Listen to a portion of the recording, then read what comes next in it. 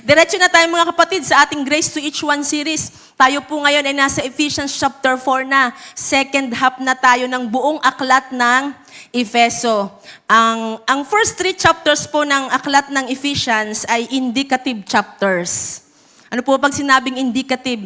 Ito po ay kung ano sinasabi ng chapters 1 to 3 ng Ephesians, kung ano ang ginawa ng Diyos para sa atin dahil kay Kristo. Ito ka before at ito ka ngayon dahil kay Jesus. God has called us by His grace and blessed us in Christ.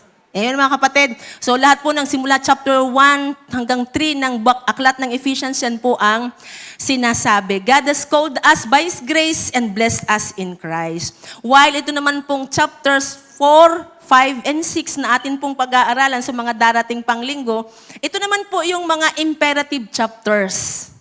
Ano po ba pag sinabing imperative? Pag sinabi pong imperative, hindi po ito isang bagay na pagpipilian mo.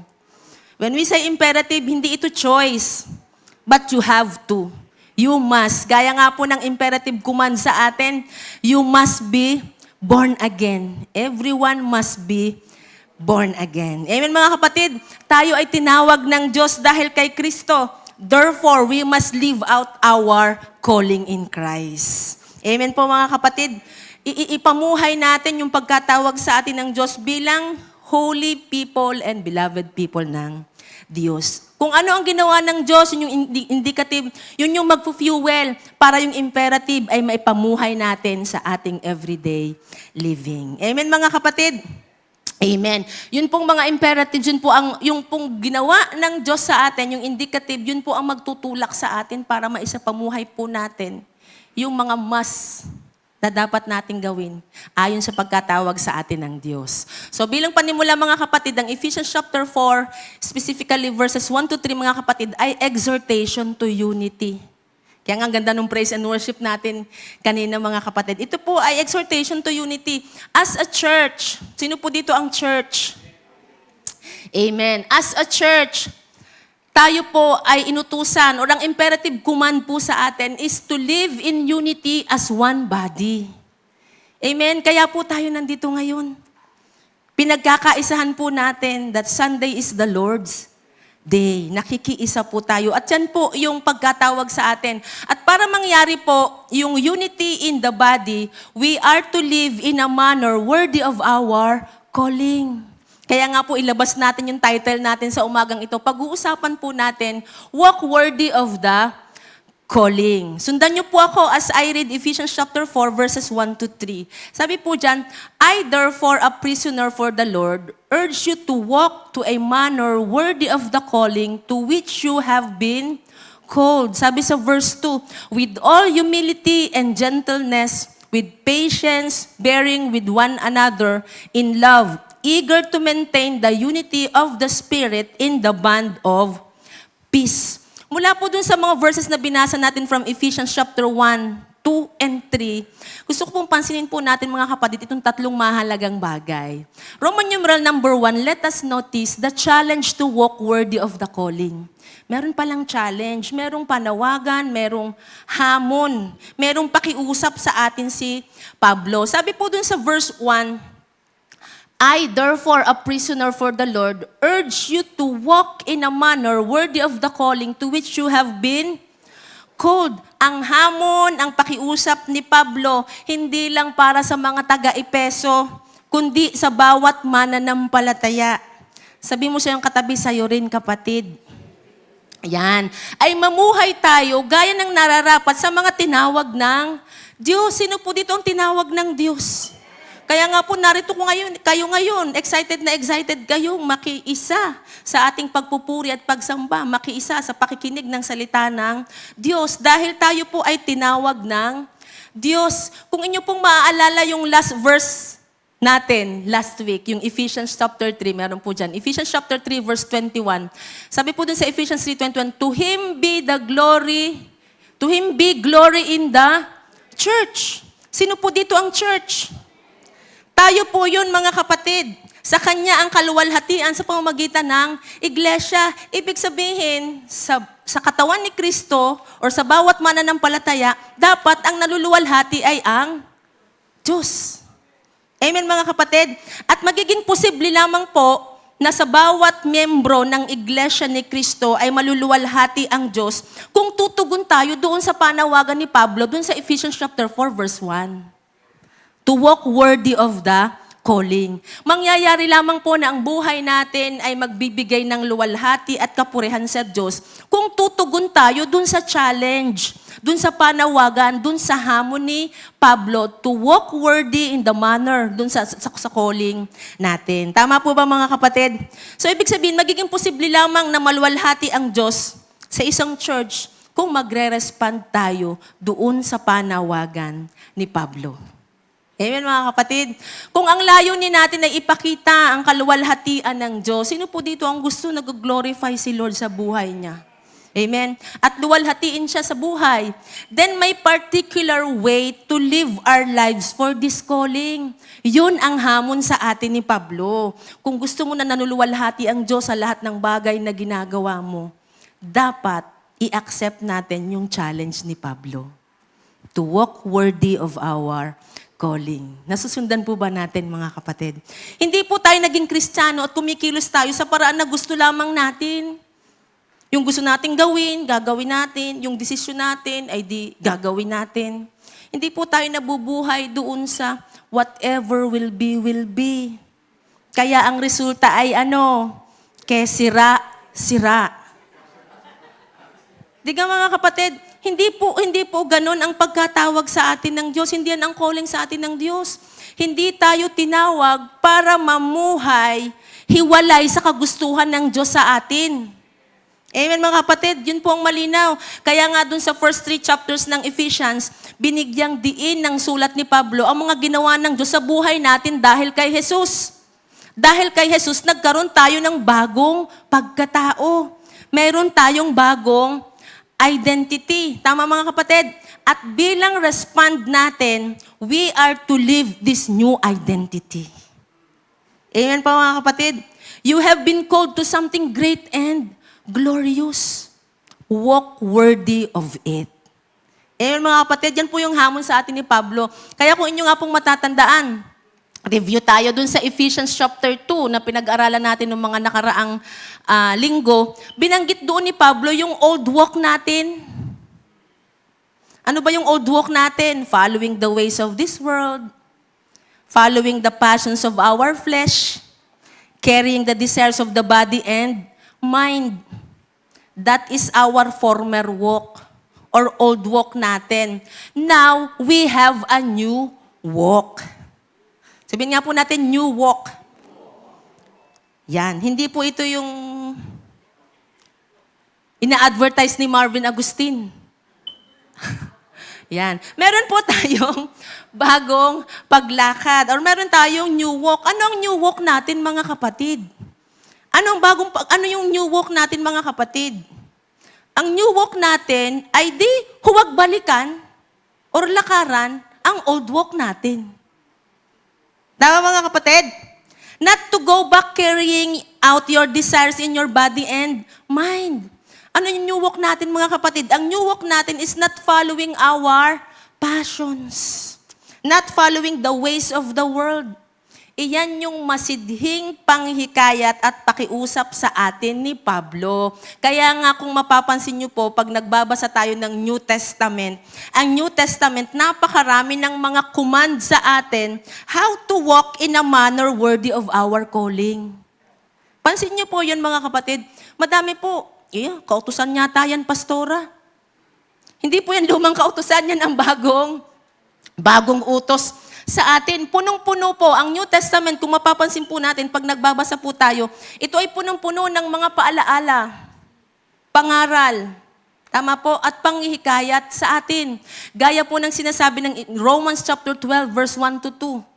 Therefore, tignan nyo po, I urge you, in view of God's mercy, to offer your bodies as a living sacrifice, holy and pleasing to God. This is your true and proper worship. Tapos sabi dun sa verse 2, do not conform to the pattern of this world, but be transformed by the renewing of your mind, then you will be able to test and approve what God's will is, His good, pleasing, and perfect will. Ay, tignan nyo dyan pa lang sa Romans 12:1 and 2. Di po ba? May pangaral, may paghamon, may paghimok sa atin. Ibig sabihin mga kapatid, not conforming to the pattern of this world and renewing or renewal of our minds are ways to walk worthy of our calling. Ayan po ba mga kapatid? Pansinin niyo po mga kapatid, ang mga pinauuso ng mundo, hindi bagay sa Kristiyano. Ang mga pinatitrending ng mundo, hindi bagay sa Kristiyano. Sabi mo siyang katabi, tandaan mo yan. Bakit mga kapatid? Hindi naman po tayo mamamayan ng mundo. Tayo ay mamamayan ng langit. Amen po. Kaya nga po sabi dun sa Galatians chapter 5 verse 6, anong sabi ni Paul dyan sa Galatians 5:16? So I say, walk by the Spirit, and you will not gratify the desires of the flesh.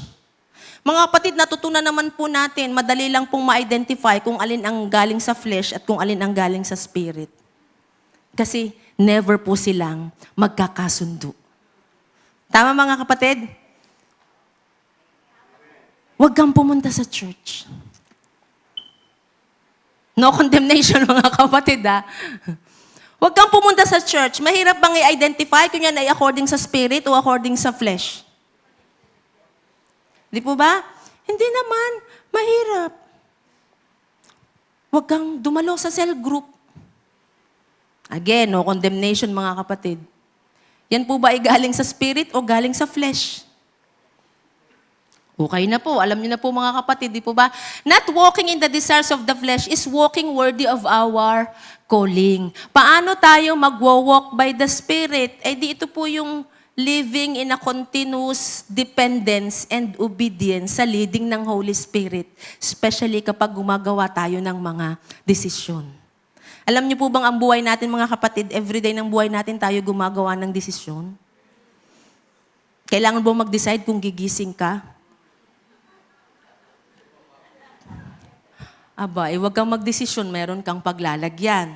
Di po ba? So everyday ng buhay natin, bawat circumstances ng buhay natin, ito po ay decision making. Kaya yun po ang paalala sa atin. So I say, walk by the Spirit and you will not gratify the desires of the flesh. Isa pa, sabi po sa Hebrews chapter 12 verse 1 hanggang yung unang bahagi ng 2. Hebrews 12.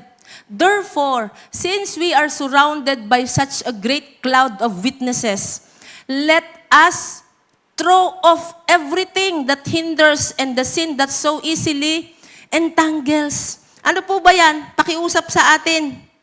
Tama? Utos po ba yan sa atin? Anong inuutos sa atin? Itapon or tanggalin ang anumang balakid at kasalanang kumakapit sa atin. Buong tiyaga tayong tumakbo sa ating takbuhin at ituon natin ang ating paningin kanino? Sabi po dun sa verse 2, fixing our eyes on Jesus, the pioneer and perfecter of faith. Inuutos po sa atin. Alisin yung mga balakid at kasalanan na kumakapit sa atin. Ano pa? Ituon ang ating paningin kanino? Sa social media. Sa ating mga paboritong artista. Kapag may mga overwhelming circumstances tayo sa everyday at day-to-day living natin, ano yung utos sa atin? Fixing our eyes on Jesus. Amen mga kapatid, sa atin po mga kahinaan, anong utos sa atin? Tumingin ka kay Jesus.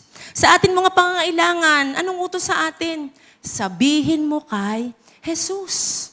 Sa ating mga kakulangan, si Jesus ang kapuspusan.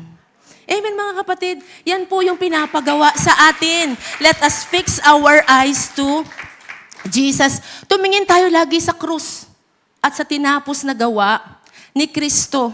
Ibig sabihin mga kapatid, ang buhay na palaging nakatingin at may consciousness sa tinapos na gawa ni Kristo ay ang buhay na nararapat para sa mga tinawag ng Diyos.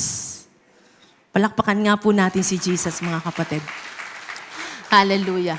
Praise God. Parang ang dali lang sabihin. Minsan, mga kapatid, maaaring yung paglakad natin or as we walk worthy to our calling ay mahirap. Lagi po bang lagi po bang ang takbo ng alon ng buhay natin ay maganda? Lagi po bang smooth sailing? Sino po ditong walang problema? Isa lang ang ibig sabihin niyan pag wala kang problema. Mga kapatid, maaaring as we walk worthy of our calling ay mahirap. Costly. Si Pablo nga nakakulong. Di po ba? Habang sinusulat nga ni Pablo ito, siya ay nakakulong. Mahirap, mga kapatid. At sa part po natin, nagiging mahirap kasi we are not fit with the world. Sabi nga natin kanina, hindi tayo mamamayan ng mundo.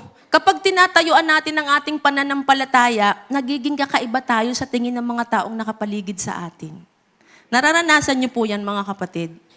Hindi tayo sumasabay sa agos ng mundo, subalit sumasalungat sa mga patakaran at pamamaraan nito, taas ang kilay ng mundo sa atin.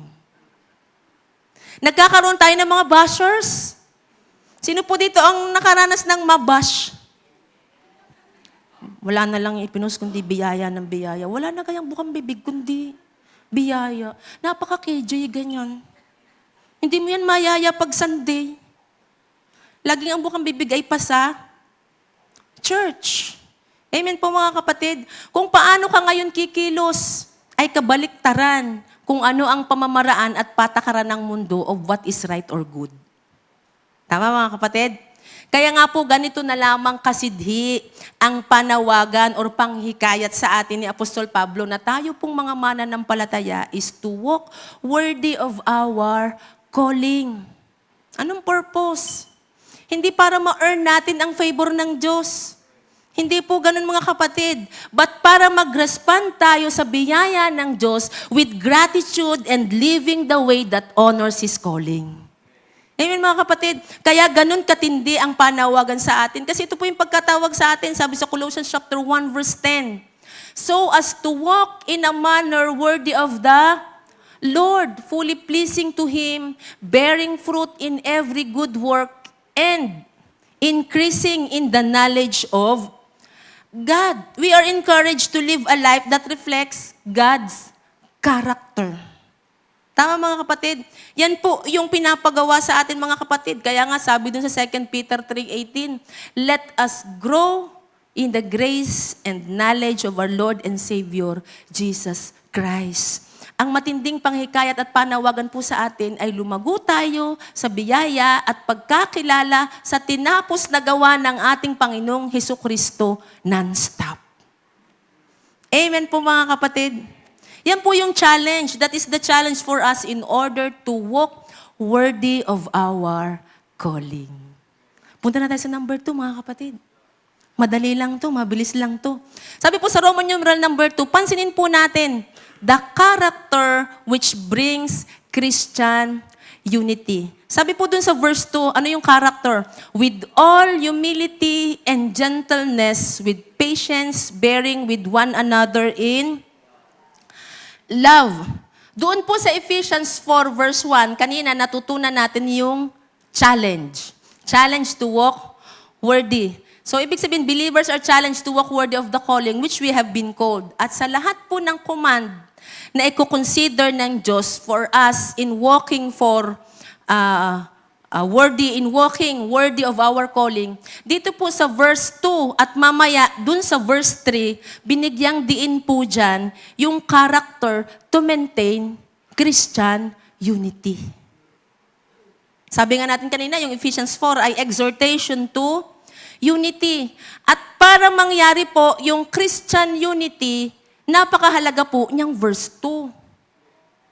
With all humility and gentleness, with patience, bearing with one another in love. Kasi yung pong Ephesians chapter 4 verse 2 teaches us the character needed to bring unity. Amen po? Kasi ang first quality po for walking worthy is unity. Sabihin nga po natin unity. Ang unity po napakahalaga sa Diyos. Ang pagkakaisa ay napakahalaga sa Diyos. Bakit? Lack of unity cannot bring glory to God. Kung kulang ay yung kawalan ng pagkakaisa, ito'y magkokos ng hiwalay. Ay ang gusto nga ng Diyos tayo ay nagkakaisa. So kapag walang unity, hindi po maluluwalhati ang Diyos. Kapag hindi po natin pinagkaisahan, na kapag Sunday 9 o'clock nandito tayo, hindi po mag-glorify si Lord. Kaya salamat po. I-appreciate mo yung iyong katabi. Salamat sa kanyang pakikiisa. Di po ba mga kapatid? Kasi lack of unity will cause division. Kaya nga po ito yung masidhing paalala sa atin. Sa 1 Corinthians chapter 1, verse 10. Yan na naman. Kanina, I urge you. Ito naman, I appeal to you, brothers and sisters, in the name of our Lord Jesus Christ. Para kanino po yan panawagan? Sa kapitbahay natin sa labas? Sa mga tagalabas po ba yan? Yang apila pong yan, kanino? Kanino yan inaapila ni Pablo? Ay di sa atin. Tama mga kapatid. I appeal to you, brothers and sisters, in the name of our Lord Jesus Christ, that all of you, kasama ka sa all? Salamat po sa mga nag-amin. Yung iba po ata hindi kasama sa all. Kasama ka sa all? That all of you, what? Agree with one another in what you say, and that there be no division among you, but you be perfectly united in mind and thought. Magiging perfectly united lamang po tayo if we clothe ourselves with all humility, gentleness, patience, and forbearance. Amen mga kapatid? Yun po yung panawagan sa atin. Namimiss po natin yung gospel completely and do not know the calling to which we have been called kung tayo ay wala nung mga characteristics na iyon. Kung hindi po tayo nababalot ng pagiging patient, ng pagiging gentle, at ng pagtitiis sa isa't isa. Kaya nga po, ang Panginoong Hesus, iminodel ito ng todo-todo eh. Si Jesus po ang greatest model natin, mga kapatid. Minodel po ni Jesus perfectly. Ang mga katangiang yan, He exerted the power of God and defended His teaching without sorting to being ugly and hateful. Gaano man karumal-dumal ang ginawa sa ating Panginoong Hesus. Tama po ba mga kapatid? Sobra-sobra yung panlalait na dinanas ng ating Panginoong Hesus. Pero hindi po siya nagpakita ng galit at pagkamuhi dun sa mga umuusig sa Kanya. In fact, sabi nga dun sa Luke 23:34, di ba sabi ni Jesus, ano ginawa ni Jesus? Father, forgive them for they do not know what they are doing. Galing ni Jesus, ano mga kapatid? Ang tindi ng patience and forbearance ni Jesus. Kaya matindi rin po ang paalala, ang pangaral at paghimok sa atin ni Pablo na balutin natin ang ating mga sarili with all humility, gentleness, patience, and forbearance. Kasi madalas magkakaiba po tayo ng pananaw. Tama naman mga kapatid. Akala niyo po ba itong mga halamang ito'y basta na ilagay dito? Yan po ay pinag-isipan. Dinaan po yan sa board. Kung maglalagay ba tayo ng halaman sa unahan? Magpapagawa ba tayo ng perimeter fence? Tama po mga kapatid. Balutin daw po natin ang ating mga sarili with all humility, gentleness, patience, and forbearance. Kasi, bakit? Magkakaiba po tayo ng pananaw or opinion sa mga bagay. Tignan niyo po, bakit hindi tayo pare-pareho ng suot ngayon? Kasi iba-iba ang ating gusto. Gusto mo orange team ka. Gusto mo red team. Blue team. Team, hindi itim. Blue team. Kasi magkakaiba po tayo ng gusto. We have individual differences. Magkakaiba po ang upbringing sa atin. Tama po? Yun nga pong sa simpleng bulang lang, iba ang bulang lang ng Batanggenyo, iba rin ang bulang lang ng mga Ilocano, pero bulang lang pa rin yun. Alin kaya ang mas masarap? Kayo na po ang humusga. Kasi magkakaiba nga po ng pagpapalaki sa atin, magkakaiba tayo ng style. Pero ano po ang apila sa atin? Huwag sa kabila ng mga individual differences natin, huwag mawala sa atin yung humility, gentleness, patience, and forbearance. Amen mga kapatid? Bakit? Ito kasing mga characteristics na ito ang magpuproduce ng Christian unity na siyang kalooban at doon tayo tinawag ng Diyos. Amen mga kapatid? Hallelujah. Alam niyo po, maganda mga kapatid, dahil sa tinapos sa gawa ni Kristo, sa bagong tipan ng biyaya na kinabibilangan mo at kinabibilangan ko, ay punong-puno ito ng mga tagubilin, pangaral, commands. Naalala niyo po yung entolace? Yung mga prescription, yung mga one another, verses. Bakit po nilagay yung mga verse na yun? For us believers to be united. Kasi mahalaga po sa Diyos yung pagkakaisa. Para sa ating mga Kristiyano, we are to bear with one another, endure patiently with one another, and will continue to work together without hatred and anger. Mga kapatid, pakitapik nga po ang inyong katabi. Baka yan ay tulog na. Huwag naman yung tapik na may galit, dahil without anger nga. Mga kapatid, ano pong sabi sa 1 Peter? 1 Peter chapter 3, verse 8. Finally, all of you have unity of mind, sympathy, brotherly love, tender heart, and a humble mind. Amen po mga kapatid. Isa po sa na-appreciate ko dito sa atin sa church, kahit isang maliit na decision lang o isang maliit na bagay, ina-apply po natin yung tinatawag na plurality of leaders. Nagde-decide po tayo dito, hindi si pastor lang. Meron po tayong servant leadership. Example nga po natin, yung pong pagpababakod natin, nung nagkaroon po ng annual planning and evaluation. Nag-usap-usap po ang ating mga leaders. Meron po ba tayong budget? Sabi po ng taga-COA, meron daw. COA, audit na agad. Meron. At dahil may budget, ano na pagkasunduan ng leadership? Ay di magpagawa tayo ng bakod. Sa biyaya ng Diyos, malapit nang matapos. Amen mga kapatid? Amen po. Kasi bakit mga kapatid? Yan po ay pinagkakaisahan. Merong unity of mind. Nagde-decide po sa church na ito, hindi po ang iilang tao lamang. Sa totoo lang, yung nga pong taas ng bakod na yan, ilang beses po yung laging pinagdidesisyonan sa GC hanggang kagabi. Kung babawasan or dadagdagan. Kasi gusto ni Pastor James, kita yung kaluluwa ng church. Di po ba?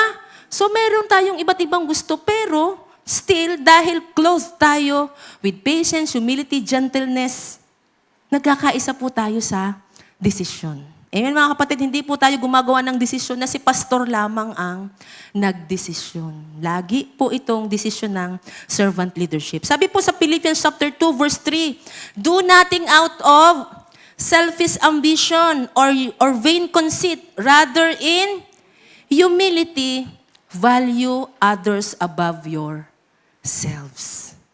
Isipin po natin mga kapatid, yung katabi natin sa kanan, sa kaliwa, sa harap, sa likod, lagi po yung may magandang maiko-contribute sa atin as a body.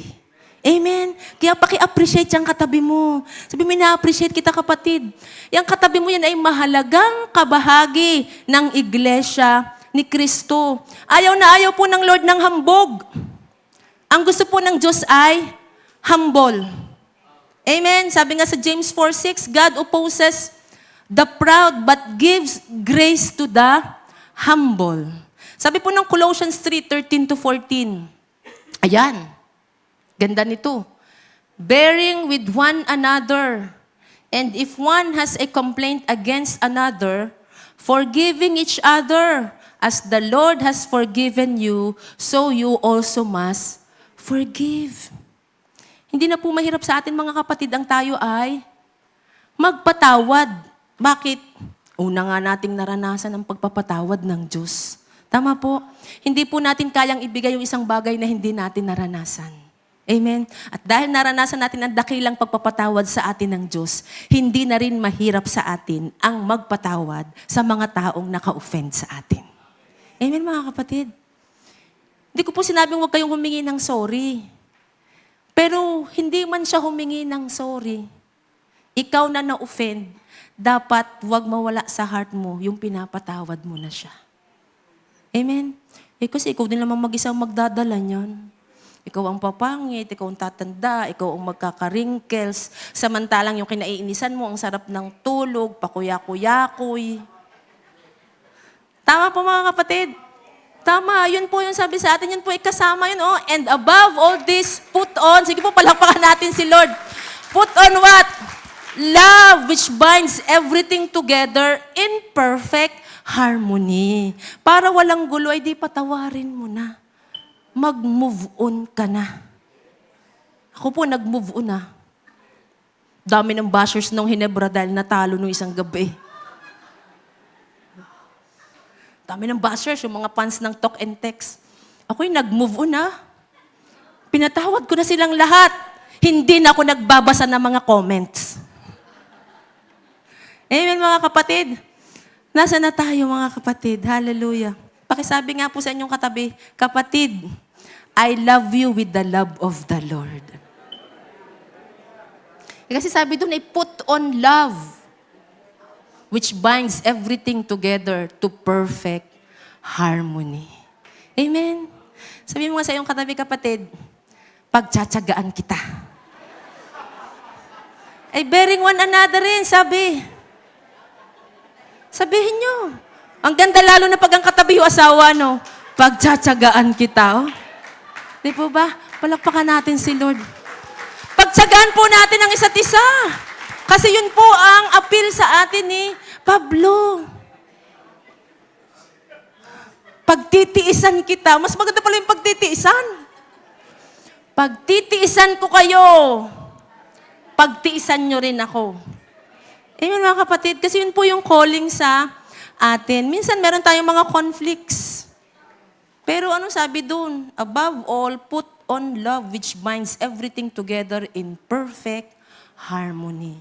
Kaya't minsan kahit medyo nakakainis at hindi naman ka mahal-mahal, kapatid, pagtitiisan kita. Amen po.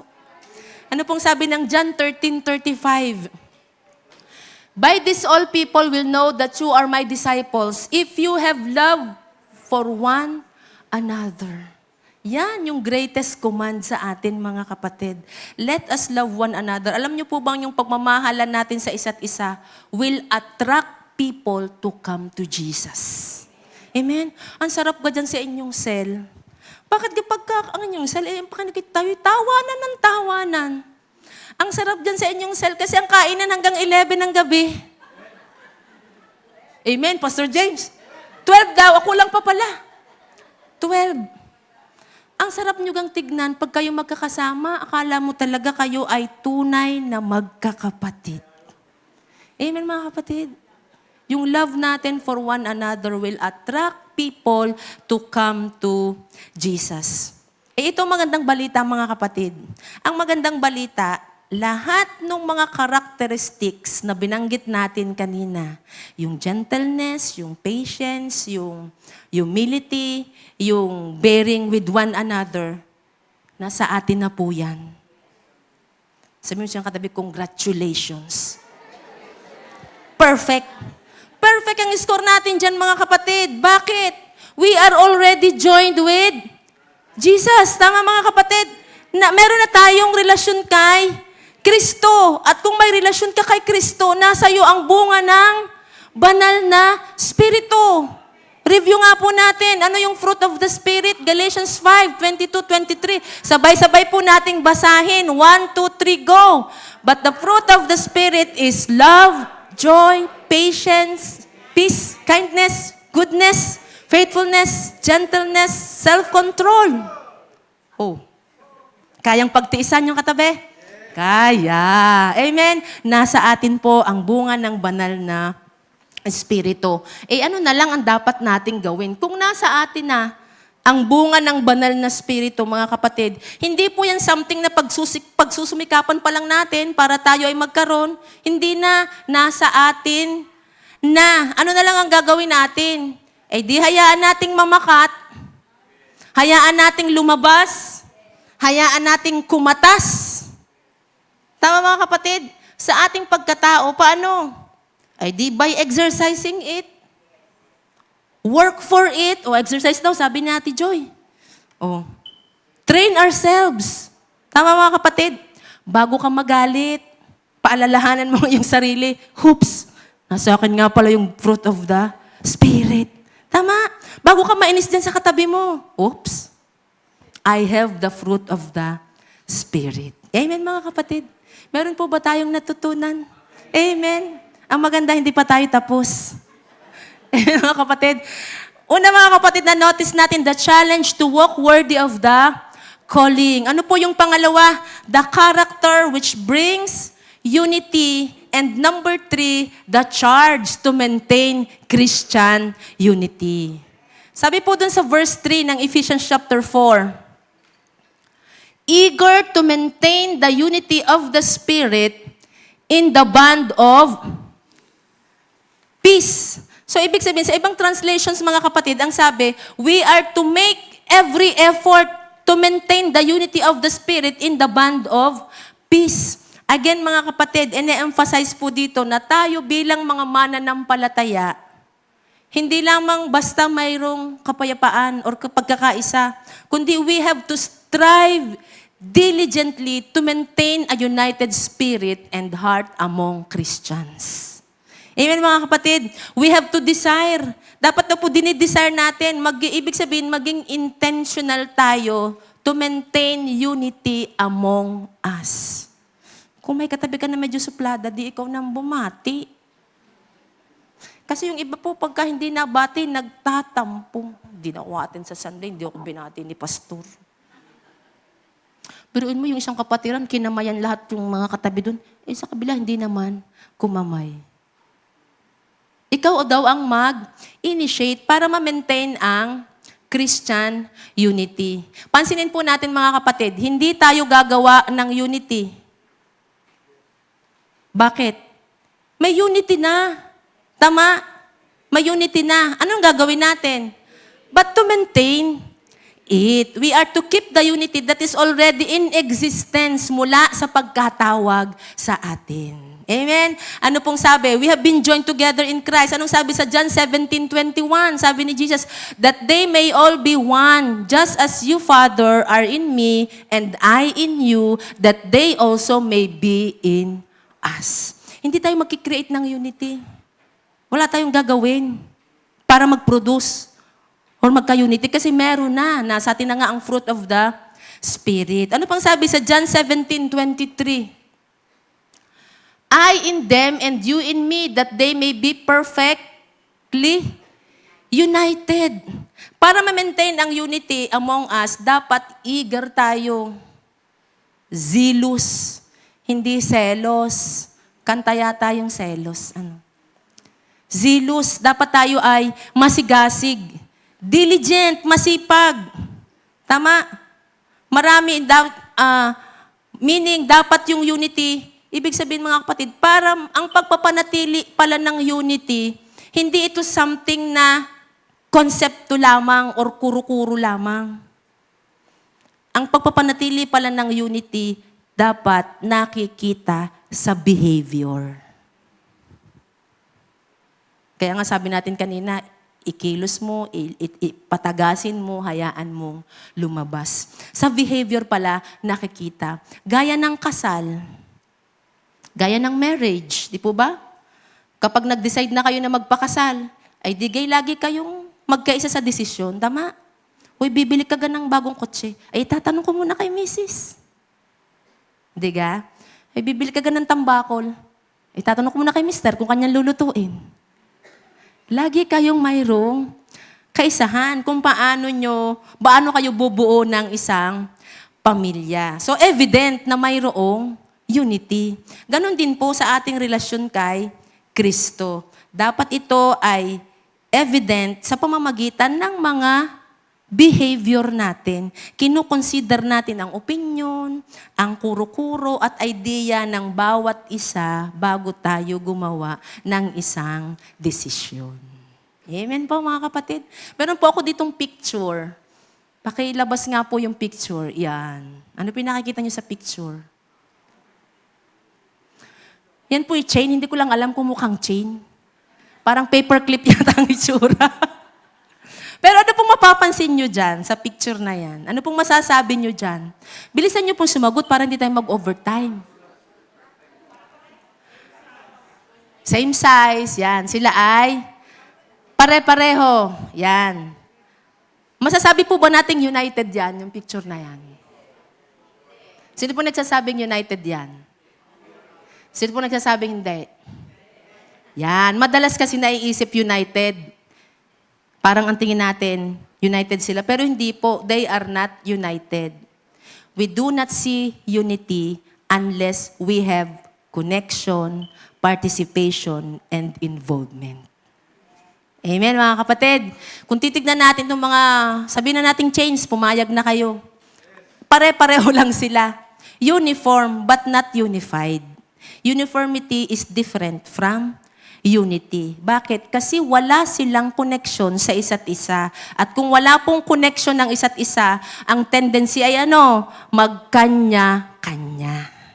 Amen, mga kapatid. Ay tayo po as a church, as member of one body, hindi po ganyan ang design ng Diyos sa atin. Amen?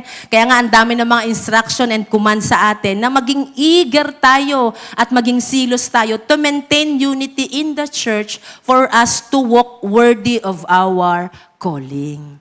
Ibig sabihin, dapat sa loob ng church, meron tayong involvement. Pakitapik nga po ang inyong katabi. Meron po akong pangalawang picture. Yan. Paperclip daw. Sige, paperclip. O ano na pong napansin natin dun sa picture? Sila ay dugtong. Dugtong na. Tama mga kapatid, meron na silang involvement. Ganyan po ang design ng Diyos sa church. Hindi tayo nagkakanya-kanya, kundi ini-encourage tayo na bilang mga mananampalataya, tayo ay ma-involve sa lahat or anumang affairs ng ating church bilang miyembro ng katawan ni Kristo. Amen po mga kapatid? Amen po ba mga kapatid? Yan po yun. Gaya ng pagiging involved sa cell. O di po ba, alam niyo po ba ang purpose naman ng cell? Ay para ma-facilitate ang unity. Isa po yan sa purpose ng cell. Kasi magde-decide kayo, saan tayo kakain mamaya? Hanggang anong oras tayo kakain? Hanggang anong oras tayo magtatawanan? Hanggang anong oras tayo mag-aaral ng salita ng Diyos? Kasi kung wala pong salita ng Diyos, wala pong unity. Amen po mga kapatid. Maganda po sa atin, parang simula nung March 16, meron tayong ministry fair. Ano po ang purpose niyan mga kapatid? Ay para ma-encourage po ang bawat isa. Kung saang ministry ka pwedeng ma-involve. Sa totoo lang yun ay pagkakataon para tayo ay ma-involve at ma-engage sa anumang gawain dito sa church. Kaya kung di pa po kayo nakakapaglista, hanggang ngayon ga po yun, Sister Ya. Pwede pa po. Amen mga kapatid. Kaya yung pong ating involvement and participation dito sa church ay napakahalaga kasi paraan po yan to maintain unity. Amen po mga kapatid. Sino pong gustong ma-involve? Praise God. Yan po ang design ng Diyos sa atin. Ano pong sabi ng 1 Corinthians 12:12-13? Just as a body, though one has many parts, but all its many parts from one body, so it is with Christ. Sabi dun sa 13, for we were all baptized by one Spirit so as to form one body, whether Jews or Gentiles, slave or free, and we were all given the one Spirit to drink. Kaya bawal po sa atin ang kanya-kanya. Tayo po as a church, para po tayong walis. Sino po nakakita na ng walis? Walis ting-ting. Yung pong isang piraso ng tingting na walis, hindi mo naman yun maiipag. Walis. Pero tayo po as a body, tayo po ay binigkis ng pag-ibig ng Diyos to work together for God's glory. Amen mga kapatid, kaya nga po tayo dito, hindi tayo kanya-kanya. Meron po akong nilista dito, ilan lang mga simple actions, paano tayo makakapag-promote ng unity sa church. Yan po, tignan nyo po yan, pray for unity. Pinagpipray nyo po ba ang church? Na huwag tayong mag-divide. Na lagi tayong may kaisahan. Stay humble. Sabi ko nga po kanina, ayaw ng Diyos ng mayabang. Ano pa? Embrace differences. I-appreciate natin. Learn to appreciate na yung unique gifts nung iba ay hindi naman katulad sa'yo. Kaya huwag mo sabihin, mas magandang pagtatanim ko sa'yo ng halaman kasi padiretsyo ang tanim mo, papaganon. I-embrace po natin yung differences. Ano pa mga kapatid? Believe the best in others. Sabi ko nga po kanina, yung katabi mo sa kanan, sa kaliwa, lagi yung may magandang may contribute para sa church. Ano pa? Forgive and be patient. Mag-move on ka na. Meron pa kapatid. Ano pa nandyan? Serve others. Lagi kang humanap. Sa totoo lang po, lagi po kayong may magagawa sa church. Ang gawain po sa church, hindi po yung nakikita lang natin dito sa pulpito. Marami pong gawain sa church na hindi natin nakikita dito sa pulpito. Contribute positively, yun. Manap ka kung saan ka pa. Kung magaling kang magluto, ay di mag-feeding aid ka. Kung magaling kang sumayaw, ay di magsayaw ka. Walang nagsayaw ngayon. Kulang yata tayo sa dancers of the Lord, di po ba? Greet everyone. Ito, mahalaga po ito mga kapatid. Ito ay may malaking impact, lalo na kapag first timer yung a-attend. Huwag naman yung nabati mo ng lahat. May isa kang hindi binati. Nagbeso ka sa iba, dun sa katabi mo hindi ka nagbeso. Kung kakamayan mo, kamayan mo silang lahat. Kasi meron po yung impact. Ito ang halaga. Don't gossip. At nanahimik ang lahat. Huwag po natin i-chismis yung ating mga kapatiran. Kung may narinig tayo o nalaman sa ating mga kapatiran, kung gusto nating malaman, ay di tanong mo mismo dun sa tao. Huwag mong ibulong dyan para kang nagmamalabubuyog. Uy, balita ko si... Don't gossip. Alam niyo po ba yung chismis? Yan ay nakaka-divide ng church. Kaya sabi mo siyang katabi, don't gossip.